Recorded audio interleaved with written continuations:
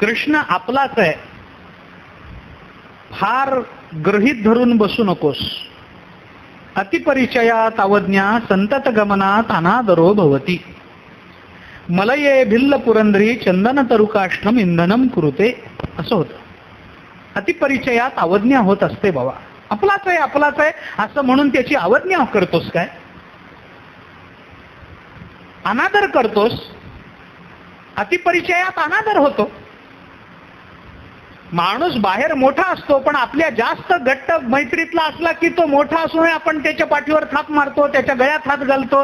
बाहेर लोक त्याच्या जवळ जायला घाबरतात पण आपण त्याच्या गळ्यात हात. अतिपरिचयात अवज्ञा संतत गमनात अनादरो भवती. लोक रोज घरामध्ये यायला लागले की त्यांचा अनादर होतो.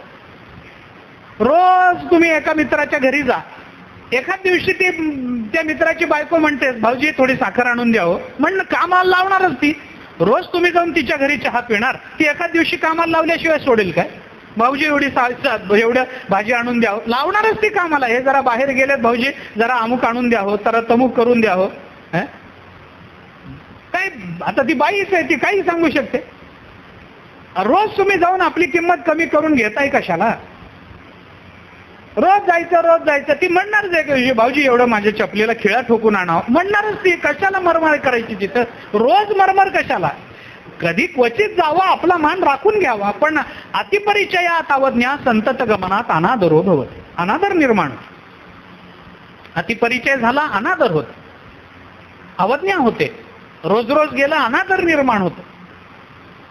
पण पण यालाही एक अपवाद आहे.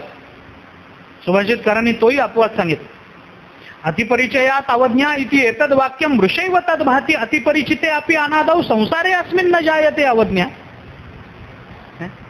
अतिपरिचयात अवज्ञा होते असं तुम्ही म्हणता ते खोटं आहे का. कारण संसाराचा अनंत काळाचा परिचय असूनही संसाराची अवज्ञा कोणी करायला तयार नाही ना. तिला त्या संसाराला मात्र सगळेच मान देतात, त्याचा अनादर कोणी करत नाही.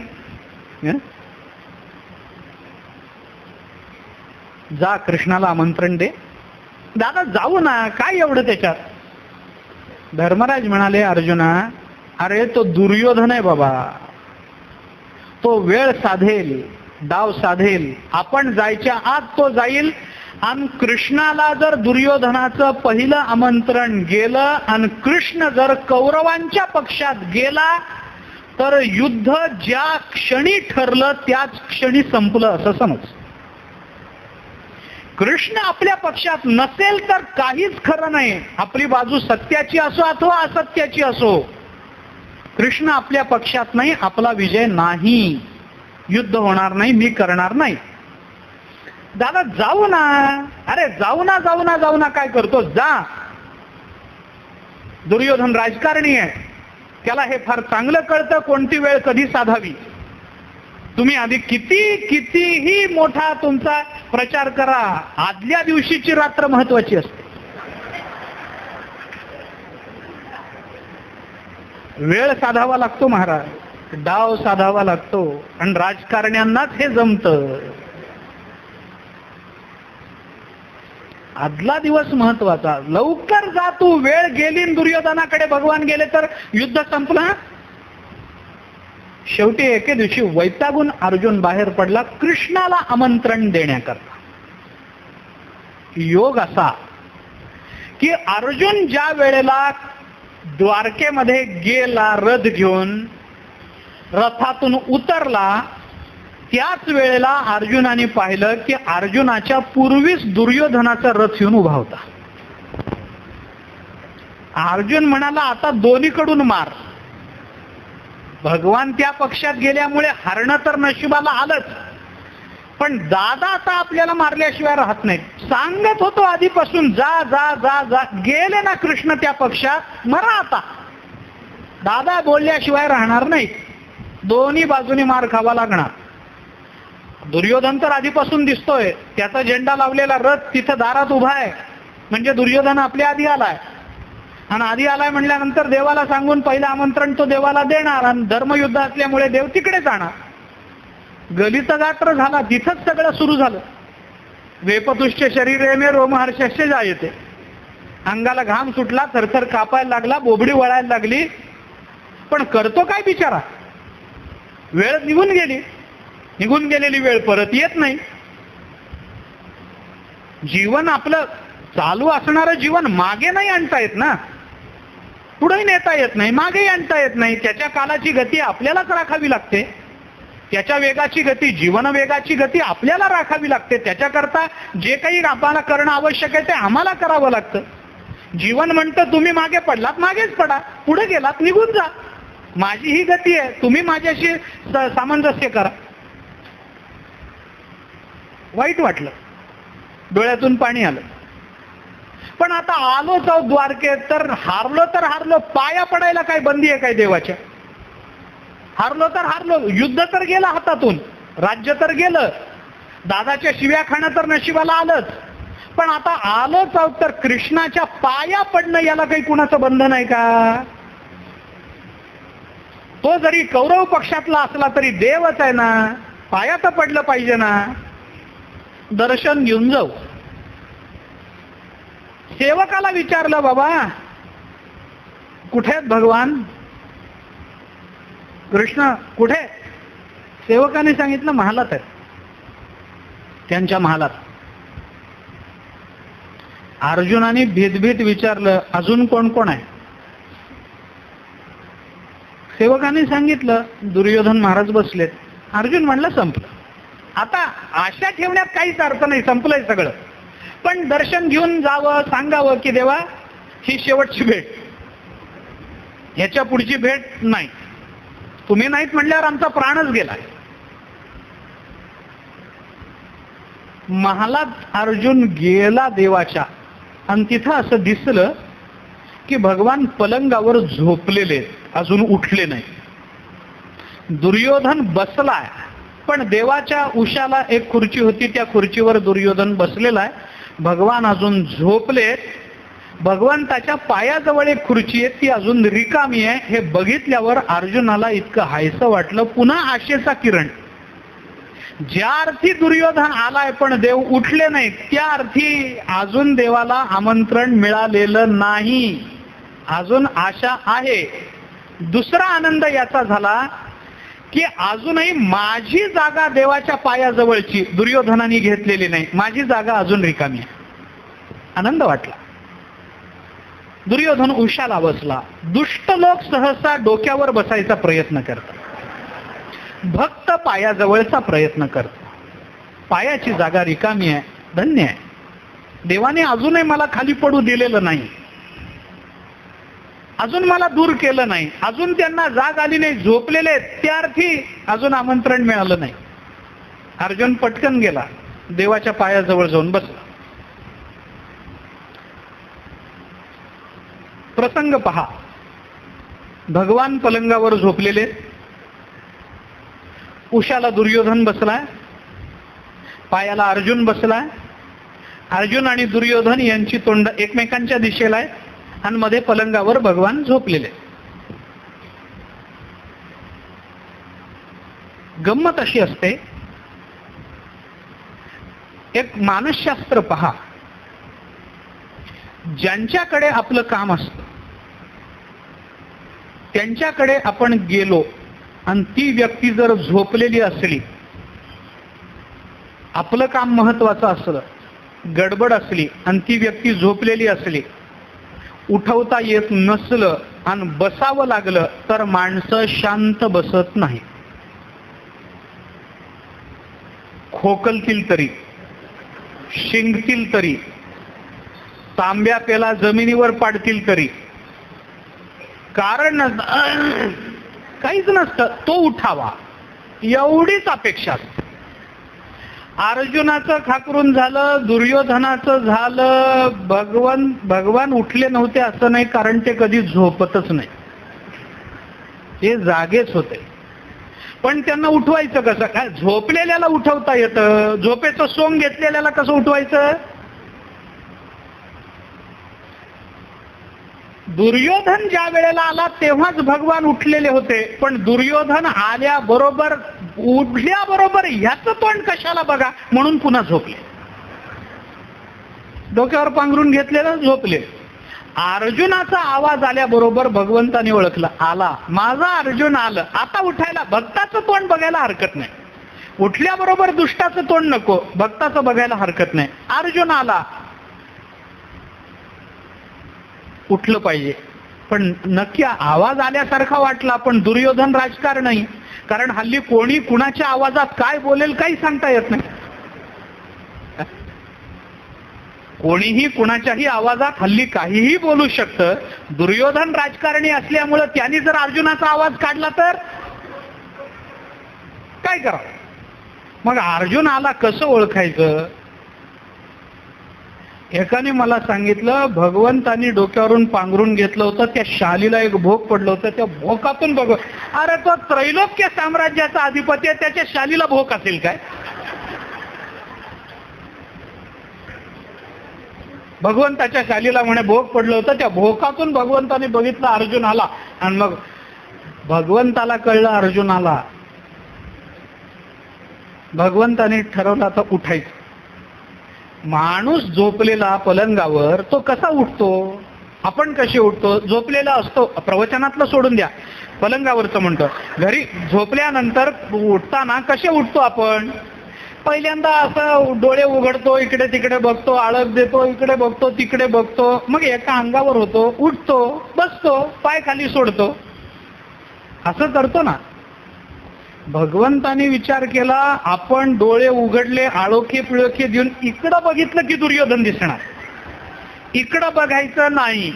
म्हणून भगवान जे असे आडवे झोपले होते ते सरळ काटकोनात असे उठून बसले. आणि झोपले होते ते असे उठून बसले, ते सरळ अर्जुनाकडे, अर्जुनाचं तोंड बघितलं आणि भगवान उठून बसले. असं कळल्याबरोबर अर्जुन म्हणाला, देवा माझं आमंत्रण पहिलं बरं का. दुर्योधन बसला होता मागे. दुर्योधन म्हणाला, ओ आमंत्रण देणारे, मी पहिला आलोय. अर्जुन म्हणाला, कोण पहिला आलाय याच्याशी काय कर्तव्य? आमंत्रण कुणी पहिलं दिलंय? मी दिलंय, देव माझ्या पक्षात. दुर्योधन म्हणाला, ती नाही, असं वागून चालत नाही, हे काही धर्मयुद्ध आहे.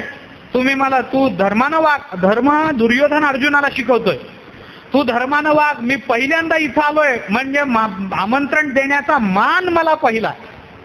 अर्जुन म्हणाला, मान दिला म्हणजे तुला जर मान नको असला तर मी काय करू? मी आमंत्रण पहिलं दिलंय, देवाने स्वीकारलंय. बरं, देवही असे हुशार. अर्जुनाने सांगितलं, देवा माझं आमंत्रण पहिलं बरं का. देवाने लगेच म्हटलं, येतो. हा, म्हणजे त्यांनी विचार केला नाही की जावं न जावं किंवा कधी आलास, अरे आमंत्रण घेऊन नंतर तू कधी आलास, किती वेळ झाला, हे विचारलं नाही. त्यांना माहिती होतं, हे विचारेपर्यंत मागून दुर्योधन म्हणेल माझं आमंत्रण पहिलं. भगवंतानी पटकन आमंत्रण स्वीकारून टाक. दुर्योधन भांडायला लागला. भगवान म्हणाले, अरे आता युद्ध तिथं करायचंय कुरुक्षेत्रावर, तुम्ही इथंच काय सुरू करता? माझं आमंत्रण पहिलं, तिथं भांडणार आहात काय माझ्या माला? कुरुक्षेत्रावर जायचंय, तिथं युद्ध होणार, काय करायचं काय? भगवान म्हणाले, वाटणी करा. आणि वाटणी करा म्हणजे राज्याची नाही, माझी वाटणी करा. आणि तुमची वाटणी म्हणजे तुम्ही कमरे खालून अर्धे अर्जुनाकडे आणि कमरेच्या वरचे माझ्याकडे, असं थोडंच करणार आहात? भगवान म्हणाले, तसं नाही. मग मी वाटणी करतो. काय वाटणी आहे? एका बाजूला माझी नारायणीय सेना लढेल आणि दुसऱ्या बाजूला मी एकटा असेन, कोणतंही शस्त्र हातात न धरता मी 4 गोष्टी जिथं आडेल तिथं मार्गदर्शन करेन. न धरी शस्त्र करी मी, गोष्टी सांगेन युक्तीच्या 4 गोष्टी सांगेन युक्तीच्या, तेवढं सांगेन. मी युद्ध करणार नाही, निशस्त्र राहणार आहे. आणि माझी नारायणीय सेना, जी कृष्णाची सेना म्हणून जगात प्रसिद्ध आहे, ती एका बाजूला लढेल आणि एका बाजूला निशस्त्र असणारा मी असेल. वाटण्या झाल्या, कुणी निवडायचं? भगवान म्हणाले, याचं धर्मशास्त्र. काय शास्त्र आहे? मनुस्मृतीने या बाबतीत असा विचार केला. मनुस्मृती असं म्हणते, जेव्हा भावाभावाच्या वाटण्या व्हायच्या असतात, जे काही मिळकत असेल ती जर विभागणी करायची असेल, तर त्याचे विभाग करायचा अधिकार मोठ्या भावाला आहे. विभाग करावेत मोठ्या भावाने. आणि निवडलेल्या विभागात, ते केलेल्या विभागातली निवड करायचा पहिला अधिकार सगळ्यात लहान भावाला आहे. शास्त्राची मांडणी अशी आहे, विभाग करावेत मोठ्या भावाने, नाहीतर काय होतं, मोठा भाऊ सगळी सुपीक जमीन एकाच बाजूला ठेवेल आणि निवडताना स्वतः तेवढंच निवडेल नाही.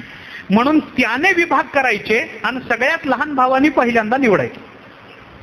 भगवान म्हणालेत विभाग मी केलेत, नारायणीय सेना एका बाजूला, मी एका बाजूला. तुमच्यात लहान कोण आहे? अर्जुन म्हणाला मी. आता हे देवाला माहित नव्हतं काय? सगळं माहिती असूनही काहीही माहिती नाही असं दाखवणं, याचं दुसरं नाव कृष्ण असं आहे. याचं नाव भगवान श्रीकृष्ण. तुमच्यात लहान कोण आहे? अर्जुन म्हणाला मी आहे. मग अर्जुना तू निवड, तुला काय पाहिजे? मी पाहिजे का नारायणी सेना पाहिजे? अर्जुन म्हणाला देवा सरळ आहे, तुम्ही पाहिजे. भगवंतानी दुर्योधनाला विचारलं, ठीक आहे. दुर्योधन म्हणाला मला इथेच पाहिजे होतं. हातात तू युद्धात काही करणार नाही सण उगाच तिथं काही तत्वज्ञान ऐकायला जायचे कुरुक्षेत्रावर?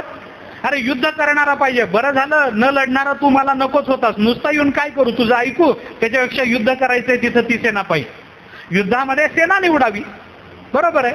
जिथं जे पाहिजे ते निवडावं, नको तिथं नाही ते काय निवडू नये. बरं झालं तुझा तिकडं. अर्जुनाला बरं वाटलं, देवाला बरं वाटलं.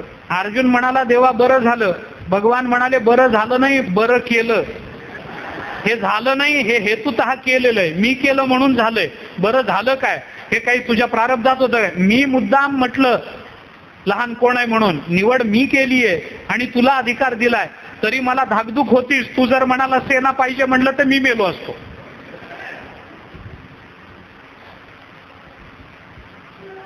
कथा संपली. सांगायचं काय ह्याच्यात? न धरी शस्त्र करी मी, गोष्टी सांगेन युक्तीच्या चार. या चार युक्तीच्या गोष्टी भगवंतानी ज्या सांगितल्या, या चार गोष्टींनीच अर्जुनाच्या जीवनाचं कल्याण झालं. गीतेमध्ये या चारच गोष्टी महत्वाच्या आहेत. बाकीचे 696 श्लोक हे या चार गोष्टीची सिद्धता करण्याकरता केलेले युक्तिवाद आहे. श्लोक गीतेत चारच जे भगवंताच्या मुखात आलेत ते महत्वाचे आहेत. या चार श्लोकांचा विस्तार म्हणजे उरलेले 696 श्लोक. 700 श्लोकांची गीता आहे. त्याच्यातले हे 4 श्लोक गीतेत मानवी जीवनाचा इतका कमी प्रमाणातल्या विचारानं उद्धार करणं हे फक्त गीतेला जमलंय, दुसऱ्याला जमलं नाही. 4 श्लोकात मानवी जीवनाचा उद्धार आहे. 4 श्लोकात, 4च श्लोकात देव भेटतो. 10 उपनिषद गरज नाही. त्याच्यातलं बृहदारण्यक वाचताना तर प्राण जातो. त्याचं नावच बृहद आहे. बृहद म्हणजे मोठं. इतकं मोठं उपनिषद आहे. चांदोग्य उपनिषद संपता संपत नाही. मांडुक्य उपनिषद कळता कळत नाही. ईशावास्य उपनिषद 19 श्लोकांचं पण म्हटल्याबरोबर संपतं, पण ते संपलेलं कळायला आयुष्य जातं. तैतरीय कळत नाहीत. कशाच्या संबंधानं? मांडुक्य तर कळायला भलतं कठीण. 4 श्लोकात देव भेटतो. 4 श्लोकात. कोणत्या ग्रंथात एवढं सामर्थ्य आहे सांगा ना? 4 श्लोकात देव भेटवायचं. 4 श्लोकात जीवनाची ती कर्तव्यता. गोष्टी सांगेन युक्तीच्या 4च गोष्टी भगवंतानी सांगितल्या. युक्त्या 4च जीवनामध्ये. 1, नासतो विद्यते भावो नाभावो विद्यते सतः उभयोरपि दृष्टोंतस्त्वनयो तत्वदर्शिभी. युक्तीची 1 गोष्ट. कर्मण्येवाधिकार असते मा फलेषु कदाचन. 2, मन्मना भव मद्भक्तो मद्याजिमाम नमस्कुरु मामे वैश्यसी युक्तैव मात्मानं मत्परायणः. 3, सर्वधर्मान् परित्यज्य मामेकं शरणं व्रज अहं त्वा सर्व पापेभ्यो मोक्षयिष्यामि मा शुचः. 4, गीतेतल्या ह्या 4 गोष्टी सांगेन युक्तीच्या 4. या 4 युक्तीच्या गोष्टी म्हणजे हे 4 श्लोक आहेत. भगवंतानी 4च युक्त्या सांगितल्या जीवनामध्ये. काय काय सांगितलं? नासतो विद्यते भाव नाभावो विद्यते सतः उभयोरपि दृष्टोंतस्त्वनयो तत्वदर्शिभी. संपणारं काय न संपणारं काय याच्यातला विवेक करा. युक्तीची पहिली गोष्ट. कर्मण्येवाधिकार असते मा फलेषु कदाचन मा कर्मफल हे तुर्भुर माते संगोस्त्व कर्मणी. माणसाने कर्माच्या फलाकडे दृष्टी न ठेवता कर्तव्य कर्म म्हणून कर्मामध्ये प्रवृत्त झालं पाहिजे. 2 विवेक करा, कर्तव्य धर्म पाळा. 2 कर्तव्य धर्म पाळत असताना सर्वात महत्वाचं काम करा. मन्मना भव, मद्भक्तो भव, मद्याजी भव, माम नमस्कुरु. मन्मना भव, मन भगवत रूप करा. मद्भक्तो भव, भगवंताचा भक्त व्हा. मद्याजी भव, भगवंताचे व्हा. आणि माम नमस्कुरु, भगवंतालाच नमस्कार करा. म्हणजे मन भगवंतालाच द्या, भगवंतालाच नमस्कार करा, भगवंताचेच भक्त व्हा आणि भगवंताचेच होऊन राहा. ही युक्तीची तिसरी गोष्ट आहे. आणि हे सगळं कर्तव्य कर्म या भक्ती भावनेनं, विवेकानं निवडलेलं कर्तव्य कर्म या भक्ती भावनेनं केल्यानंतर शेवटी एक करा, सर्व धर्मान परित्यज्य, सर्व धर्माचा त्याग करा आणि एका कृष्णाला शरण जा. तो कृष्ण आपल्याला सर्व पापातून बाहेर काढेल. म्हणून त्याच्या चरणी सर्व धर्माचा लय करा. ही जीवनाच्या यशस्वीतेची शेवटची युक्तीची गोष्ट भगवान सांगतात. या 4 गोष्टी ज्याला पाळता आल्या त्याला देव साक्षात दिसला. म्हणून 4च श्लोकामध्ये भगवत दर्शन घडवण्याचं सामर्थ्य गीतेच्या ठिकाणी असल्यामुळं ज्ञानोबारायांनी, कारण सध्याच्या कलियुगामध्ये माणसाकडे वेळ नाही, फार वेळ द्यायला नाही आहे.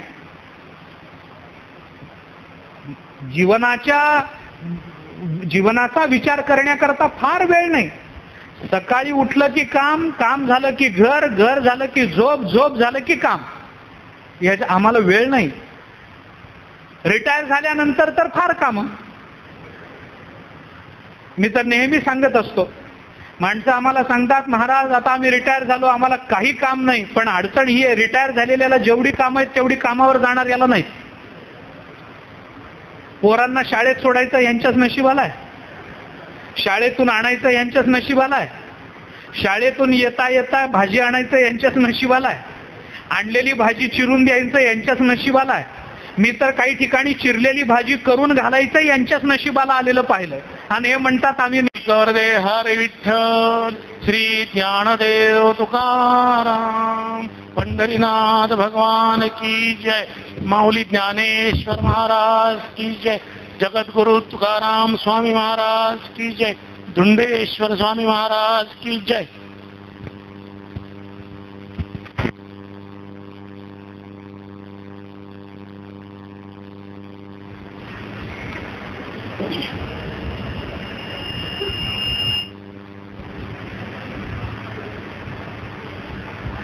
यत्र योगेश्वर कृष्णो यत्र पार्थो धनुर्धरः तत्र श्रीर्विजयो भूतिर्ध्रुवा नीतिर्मतिर्मम.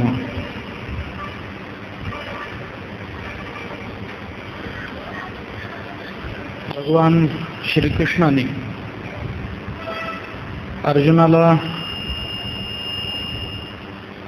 केलेल्या उपदेशाचा त्याच क्षेत्रामध्ये येऊन आपण विचार करतो आहोत.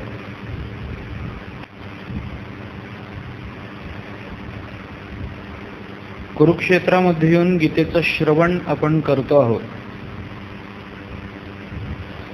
आणि म्हणून कुरुक्षेत्रामध्ये येऊन गीतेचं श्रवण करायचं असेल तर कुरुक्षेत्र स्थान महात्म्य, गीतेचं श्रवण करायचं असेल तर ग्रंथ महात्म्य, आणि श्रवण करायचं असेल तर श्रवण महात्म्य, या 3 महात्म्यांचा आपण विचार करतो आहोत. त्यातल्या 2 प्रस्तावना आपण सकाळी पाहिल्या. एक क्षेत्र प्रस्तावना केली आणि एक ग्रंथ प्रस्तावना केलेली आहे. क्षेत्र प्रस्तावनेमध्ये कुरुक्षेत्र इथेच येऊन का श्रवण करायचं याचा थोडासा विचार सांगितला आहे. परंतु कुरुक्षेत्र हे काय क्षेत्र आहे, या क्षेत्राचा इतिहास काय आहे, हे क्षेत्र कुरुक्षेत्र या नावाने का प्रसिद्ध झालं, या क्षेत्राला धृतराष्ट्राने धर्मक्षेत्र असं विशेषण का दिलं, याचा विचार आपल्याला करायचा आहे, तो नंतर आपण पाहणार आहोत. तत्पूर्वी गीता या ग्रंथाच्या संबंधानं आपण सकाळी थोडासा विचार पाहत होतो की गीतेचं स्थान हे महाभारतात तर अद्वितीय आहेच आहे, पण मानवी जीवनामध्ये सुद्धा गीतेला एक विशेष स्थान आहे. ज्ञानेश्वर महाराजांना अनेक ग्रंथांवर भाष्य करणं सहज शक्य असून सुद्धा ज्ञानेश्वर महाराजांनी गीतेचीच निवड करावी. याच्यामध्ये गीतेचं महात्म्य आपल्याला समजून येऊ शकतं. गीता ही महाभारतातल्या पंचप्राणापैकी मुख्य प्राण आहे. महाभारतातल्या 5 रत्नांपैकी मुख्य रत्न आहे. गीता म्हणजे उपनिषदाचं सार आहे, वगैरे वगैरे वगैरेचा विचार आपण करून आलो. गीतेचं महिमान सांगत असताना वैशंपायनाने महाभारतामध्ये गीता सुगीता कर्तव्य की मान्य शास्त्र संग्रहे या स्वयं पद्मनाभस्य मुखपद्मात विनिसृतः असं स्पष्ट म्हटलेलं आहे. साक्षात भगवंताच्या मुखकमलातून प्रकट झालेली ही गीता आहे.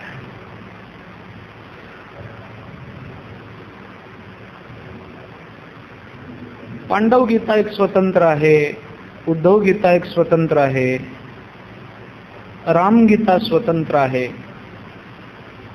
त्याच्यामध्ये भगवद्गीता ही विशेषत्वानं प्रसिद्धीला पावलेली आहे. काय या गीतेचं महात्म्य, कशा करता गीता ऐकायची, कशा करता रोज गीता वाचायची,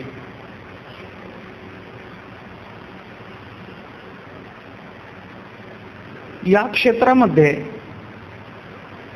कुरुक्षेत्रामध्ये किंवा आपल्या रोजच्या दैनंदिन जीवनामध्ये गीतेच्या प्रत्येक अध्यायाचं स्वतंत्र फल सांगितलंय. रोज 18 अध्याय गीता वाचणाऱ्यांना काय फल आहे हा पुन्हा स्वतंत्र विचार आहे. पण एका एका अध्यायाचं स्वतंत्र लौकिक आणि पारलौकिक अशा दोन्ही पद्धतीची फलं आपल्याला शास्त्रांनी सांगितलेली आहेत. कोणता अध्याय वाचल्याने काय मिळतं, कोणता अध्याय वाचल्याने जीवनामध्ये काय बदल होतात, कोणत्या अध्यायातून मनःशांती मिळते, कोणत्या अध्यायातून ज्ञान मिळतं, हे पारलौकिक फलं जशी गीतेची सांगितली आहेत तशी लौकिक फलंही सांगितली आहेत.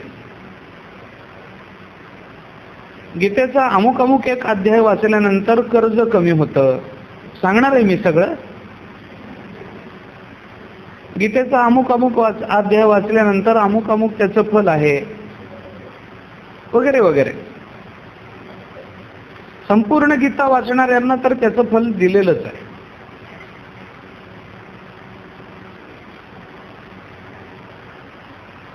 लौकिक आणि पारलौकिक जीवनाला उजळून टाकणारी ही गीता आहे.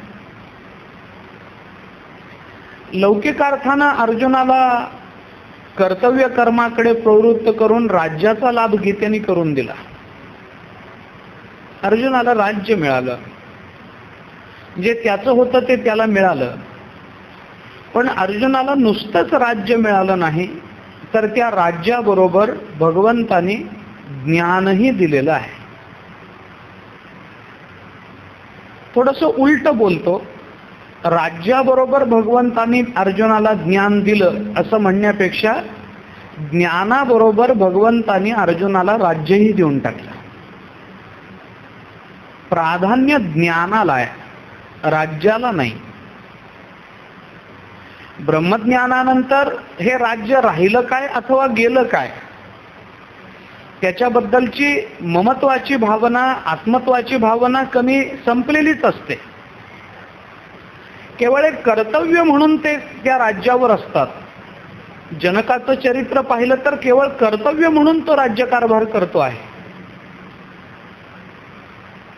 असे कितीतरी राजे आपल्याकडे होऊन गेले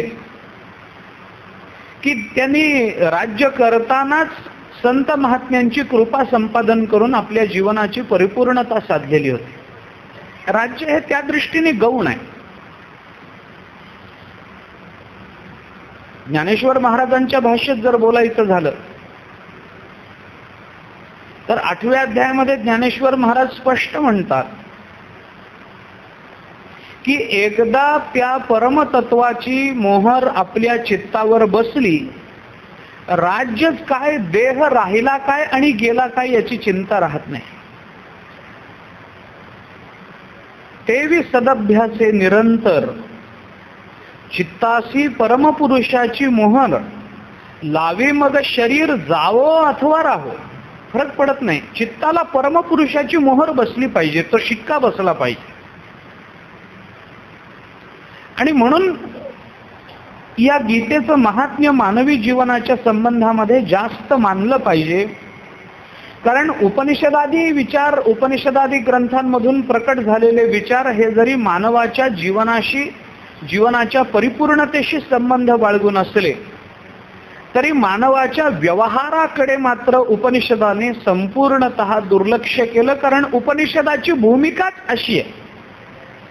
दुर्लक्ष केलं याचा अर्थ व्यवहार पाळूच नका असं उपनिषद कधी बोलत नाही. परंतु त्या व्यवहाराकडे बघत असताना व्यवहार हा नेहमीच मिथ्या म्हणून वेदांतांनी पुढे आणला. आपण काही केलं तरी त्याला शेवटी त्याचं मिथ्यात्व एवढंच एकदा सिद्ध करायचं, बाकीचं नाही काय.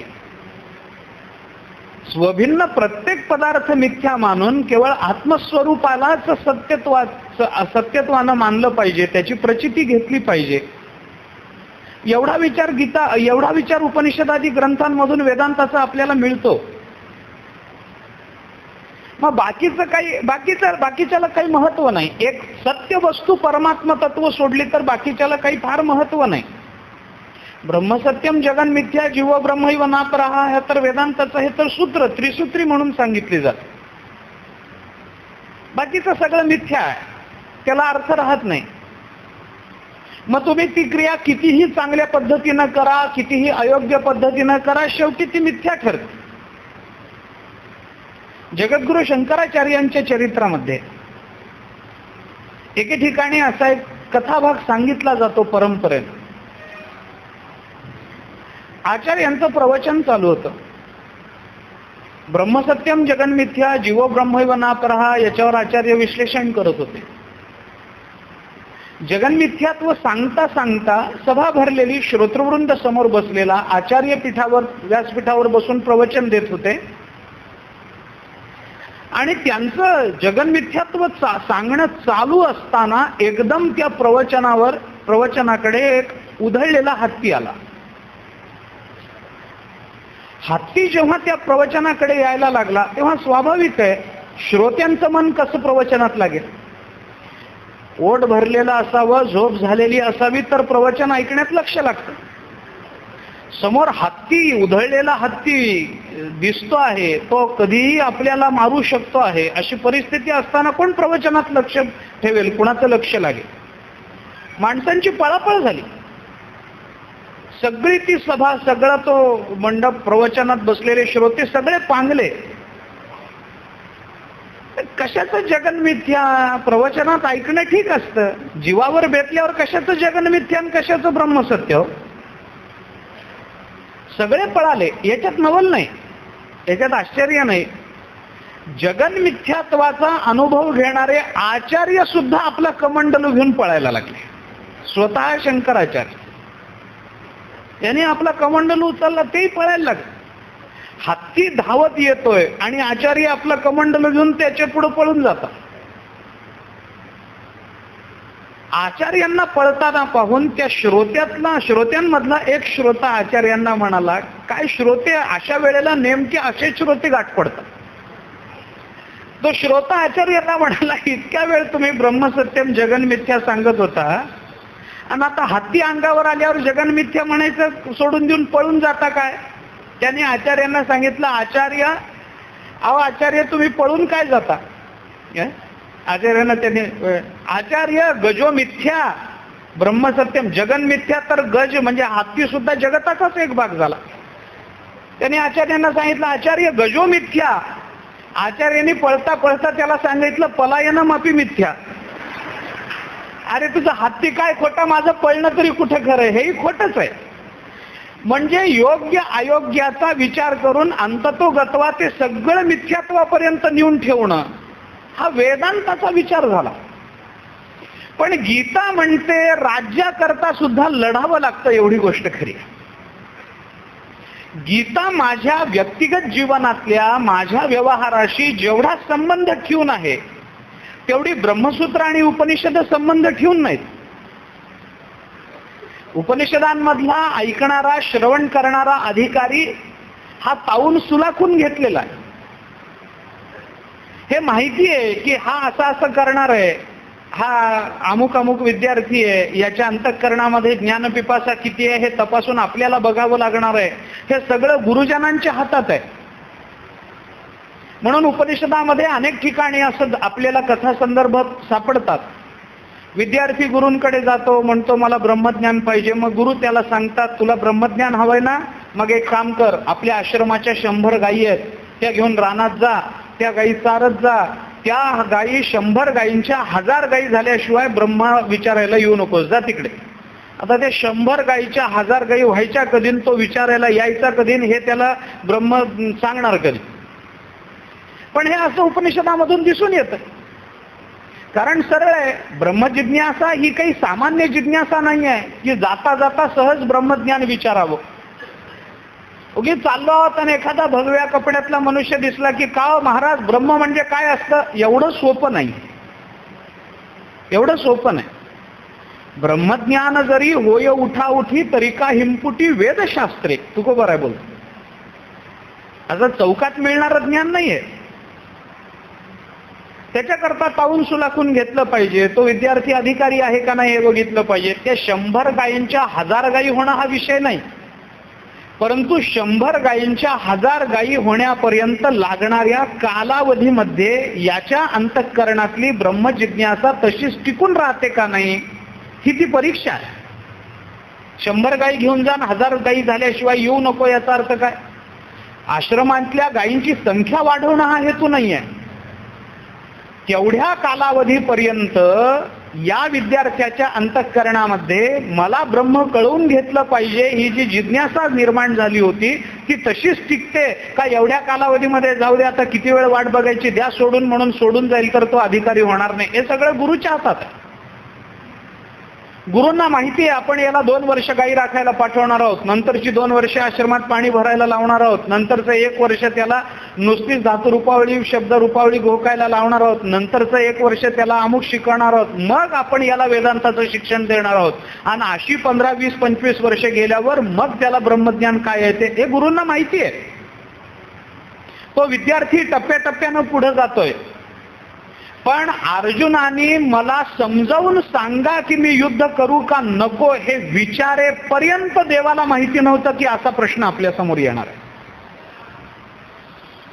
उत्स्फूर्ततेनं अर्जुन विचारतो आहे आणि तेवढ्याच उत्स्फूर्ततेनं भगवान त्याला प्रतिसाद देत आहे.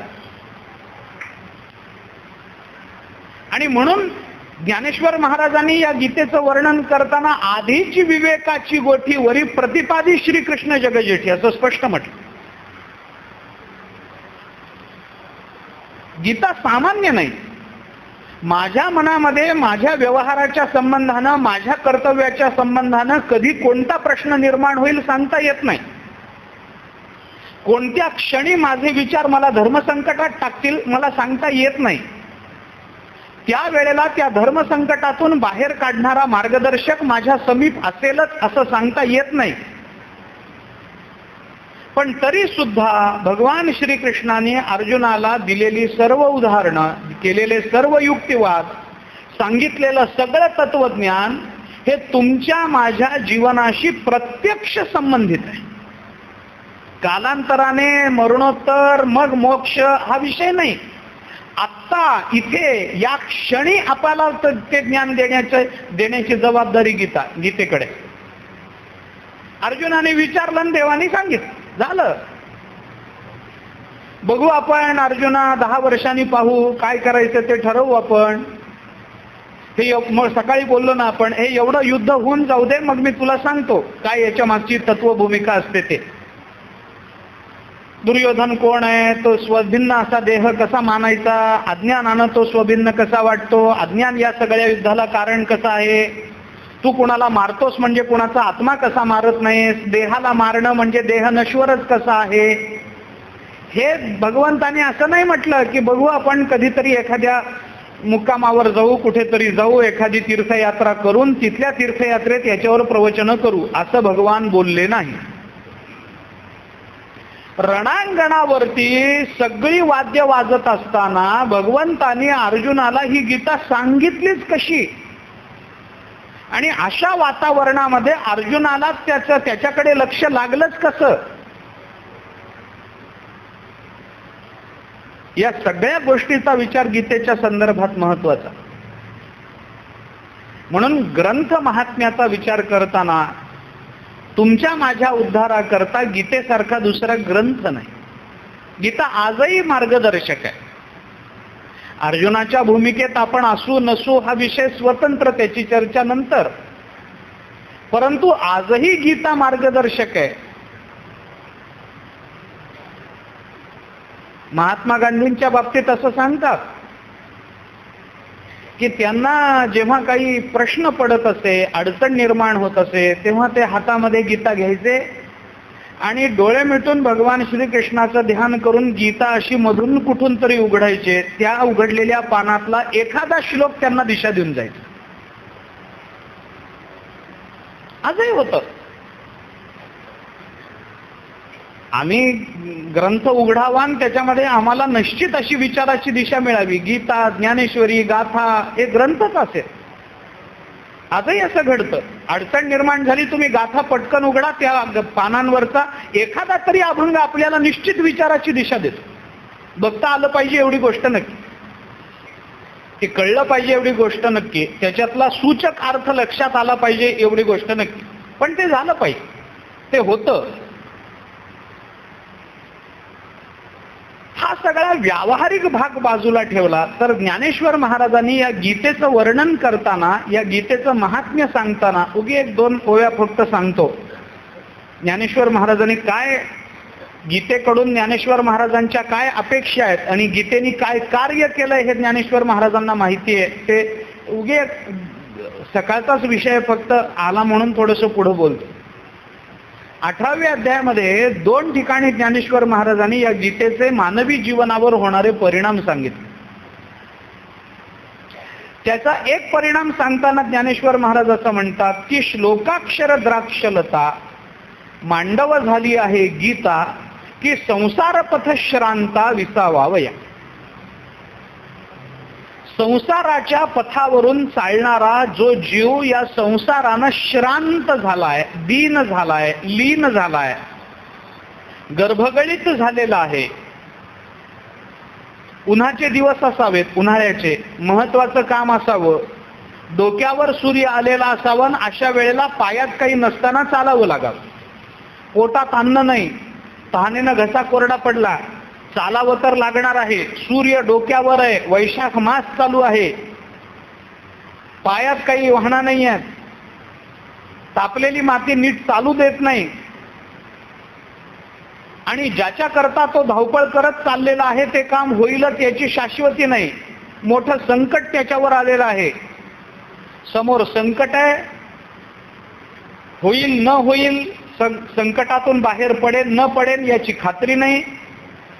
खालून पाय पोळतायत, वरून सूर्य डोक्यावर आलेला आहे, पोटामध्ये अन्न नाही, घशाला कोरड पडलेली आहे. हे सगळं कशाचं वर्णन आहे? हे कशाचंही नाही, हे तुमच्या माझ्या संसाराचं वर्णन आहे.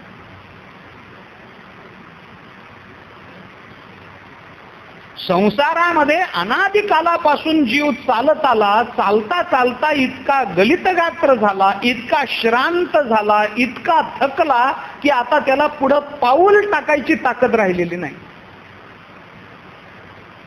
बस आता आपण इथे पडणार, आपलं सगळं इथे संपणार असं वाटत असताना बाजूला नेमका द्राक्षाचा मळा लागावा. मळ्याच्या मालकाने त्या श्रांत झालेल्या पांथस्थाला मळ्यामध्ये बोलवावं, द्राक्षाच्या वेलीखाली बसवावं, गोड पाणी प्यायला द्यावं आणि त्याला सांगावं, नुकतीच द्राक्ष पिकलेली आहेत, पाहिजे तेवढी खा बरं का. त्याला जसं वाटेल, त्याला जो अनुभव येईल तो अनुभव गीता वाचताना येतो. श्लोकाक्षर द्राक्षलता मांडव झाली आहे गीता. गीता ही मांडव आहे. द्राक्षाचा मांडव असतो, मंडप असतो, द्राक्षाची वेल असते, कारण त्यामुळे त्याला आधार देऊन त्याला आधार देऊन वाढवतात. गीता हा तो मंडप आहे, मांडव आहे, द्राक्षाचा मांडव आहे. त्या द्राक्षाच्या वेलीला लागलेला प्रत्येक द्राक्ष म्हणजे गीतेचा एक एक श्लोक आहे. श्लोक अक्षर द्राक्षलता. श्लोक म्हणजे वेलीची फांदी आहे, त्याला लागलेला प्रत्येक द्राक्ष म्हणजे गीतेतलं प्रत्येक अक्षर आहे. म्हणजे गीतेच्या प्रत्येक अक्षरात रस आहे, गीतेच्या प्रत्येक अक्षरात गोडवा आहे, गीतेचं प्रत्येक अक्षर आमची तहान शमवण्याकरता प्रवृत्त झालेलं आहे. बरं, हे कुणा करता? ज्ञानेश्वर महाराज म्हणतात, संसार पथश्रांता विसावावया. संसाराच्या मार्गावरून चालून चालून श्रांत म्हणजे थकलेल्या जीवांना विश्रांती करता गीता मांडव झाली आणि गीतेतली प्रत्येक अक्षर म्हणजे द्राक्ष झाली. संसार करून आम्ही थकलो, अर्थात आम्ही थकलो म्हणजे आम्हाला वाटत नाही हा भाग वेगळा, कारण प्रत्येक वेळेला आम्हाला संसार नवीनच वाटतो. प्रत्येक वेळेला तेवढ्याच उत्साहाने आम्ही संसारामध्ये प्रवृत्त आहोत. हा संसार आम्हाला थकवतो याचं सुद्धा आम्हाला भान नाहीये. अंतर्मुखून जीवनाकडे बघितलं तर हे कळतं की बाबा हा संसार किती वेळेला मी जन्माला आलो असेन आणि किती वेळेला मेलो असेल, याचं काय गणित आहे. तुकाराम महाराजांनी स्पष्ट म्हटलंय, किती जन्म झाला फेरा गणित नाही जिदा. अरे काय गणितच नाही त्याला. किती वेळा जन्मा यावे काही गणित आहे त्याला, पण नित्य व्हावे पाहिजे. तुकाराम महाराजांचं बोलणं सूक्ष्म आहे. किती वेळा जन्माला यावं या संसारामध्ये याचं गणित नाही, पण जन्माला आल्यावर प्रत्येक वेळेला फजिती झाली याचं मात्र गणित आहे. किती वेळा जन्मा यावे, नित्य व्हावे फजित. आम्ही दर वेळेला या संसारात येऊन फजित पावतो आहोत, दर वेळेला संसारातली दुःख झेलतो आहोत, पण जाती स्मरता नसल्यामुळे, मागच्या जन्माचं स्मरण नसल्यामुळे, आम्ही मागच्या जन्मात काय गोंधळ केल्यामुळे या जन्मात हे भोगावं लागतंय हे कळत नाही. आणि त्याचा अनुमान करण्याची बुद्धी नाही, अनुमान करण्याची प्रवृत्ती नाही. दुःखामध्ये माणसाने अंतर्मुखून हा विचार कधीतरी केला पाहिजे की हे दुःख मला का मिळालं. याची उत्तरं अनुमानानं शोधावी लागतात बऱ्याच वेळेस. या माणसाला मी ओळखत नसताना या माणसाने मला का फसवावं, याचं अनुमान काढताना शेवटी लक्षात येतं की मागच्या जन्मात याला मी फसवलं होतं म्हणून, त्याच्याशिवाय तो मला का फसवेल.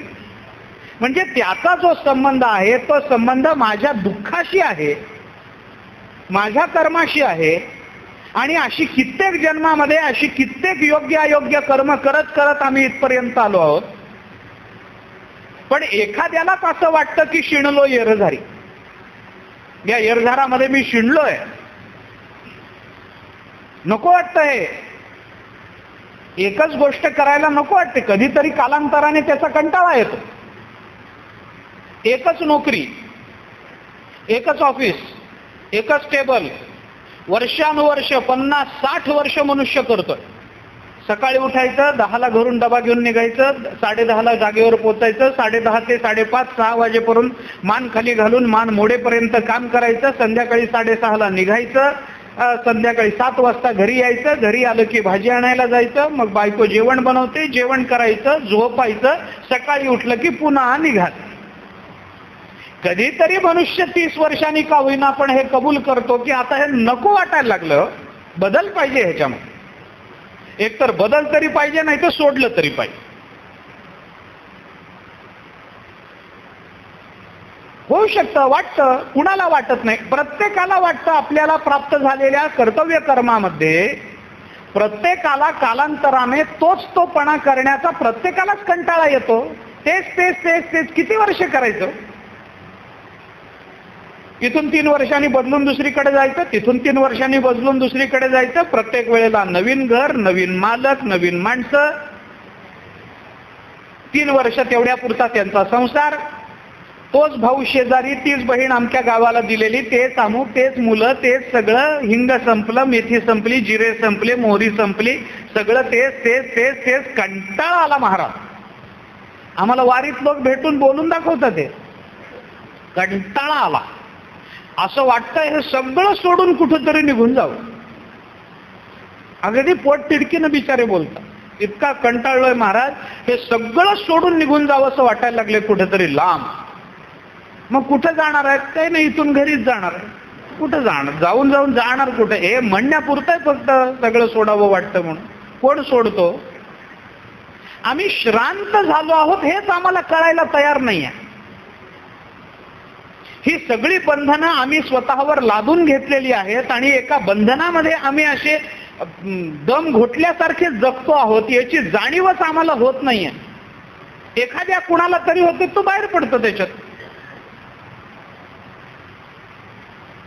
मुळात बंधन कळणं, कळलेलं बंधन सोडवण्याकरता नियत साधन मिळणं आणि नियत साधनाद्वारा नंतर त्या बंधनातून बाहेर पडणं, हे 3 स्वतंत्र टप्पे आहेत. काही जणांना बंधनच कळत नाही, काही जणांना बंधन कळतं पण बाहेर पडता येत नाही, आणि काही जणच अशी असतात की ज्यांना बंधन कळतं आणि सामर्थ्यानं ते त्याच्यातून बाहेरही पडतात. उदाहरणं पुष्कळ देता येतील. काही जणांना बंधनच कळत नाही. आम्ही बंधनात आहोत हे आम्ही मान्यच करत नाही. उलट आम्ही स्वतंत्र झालो, 60 वर्ष झाली, आमच्या स्वातंत्र्याच्याच गप्पा संपत नाहीत अजून. कोण स्वतंत्र झाला, कुणापासून स्वतंत्र झाला आणि कधी स्वतंत्र झाला, कुणाला माहिती कधी स्वतंत्र झाला. नाही, आम्ही आता स्वतंत्र आहोत. स्वतंत्र आहोत म्हणजे काय? कशाच्या बाबतीत स्वतंत्र आहोत? कुणापासून स्वतंत्र झालो आम्ही? इंग्रज सोडून गेले, स्वतंत्र झालो. म्हणजे काय? मुक्त झालो. काय भूक लागते का नाही? भूक लागल्यावर काहीतरी खावं वाटतं का नाही? वेळेवर खाण्याकरता नाही मिळालं तर चीड येते का नाही? राग येतो का नाही? खाल्ल्याशिवाय गत्यंतर नाही अशी अवस्था येते का नाही? आणि मग कशाचं स्वातंत्र्य? आम्ही लौकिक अर्थानं स्वतंत्र झालो, पण या स्वातंत्र्याची अपेक्षाच नाही आपल्याला. आम्ही बंधनात आहोत हे मुळातच आम्हाला कळत नाहीये. किंबहुना आणखीन थोडंसं स्पष्ट बोलायचं झालं तर आमच्या बंधनालाच आम्ही आमचा पुरुषार्थ मानतो. काय सांगू तुम्हाला? आमचं बंधन हाच मला माझा पुरुषार्थ वाटतो. ज्ञानेश्वर महाराज बोलतात 16व्या अध्यायामध्ये, एवं काम क्रोधाहुनी अधिकू पुरुषार्थ नाही. कामक्रोधापेक्षा वेगळा पुरुषार्थ नाही वाटतं आम्हाला. हे अनेक वेळेला आपण बोललेलो आहोत. क्रोध निर्माण होणं हे काही फार चांगल्या स्वभावाचं लक्षण नाही, पण माणसाला त्याच्यात पुरुषार्थ वाटतो की नाही? माणूस हे बोलून दाखवतो का नाही? हे पहा मी चिडत नाही, पण चिडलो तर कुणाच्या बापाला ऐकत नाही. हे काही शहाणपणाचं लक्षण आहे काय? मी कुणाच्या बापाला ऐकत नाही हे काही माझा राग मग मी कुणालाच आवरला जात नाही. काय शहाणपण आहे? बैल सुद्धा उधळला की कुणालाही आवरला जात नाही. तुझ्यात आणि त्याच्यात फरक काय राहिला? मी माझ्या क्रोधाचा अभिमान बाळगावा काय? क्रोध हा मला पुरुषार्थ वाटावा काय? पण वाटतो का नाही? वाटतो का नाही? ही सगळी बंधनं माझ्या जीवदशेमध्ये लादलेली आहेत माझ्यावर, याचं मला भानच नाही. मी अडकलेलो आहे हेच मला कळत नाही. आणि हे सगळं अडकवून घेणं हे माझ्या मनाचे खेळ आहेत. हे तर त्याचे पुढचं काम. कळतच नाही. कारागारे शरीराख्ये दृढं बद्ध्वा प्रवेशितः भ्रांत्यादि कारणं मत्वा बंदिनं स्वं न मन्यते. वेदांताने याला उदाहरण दिले.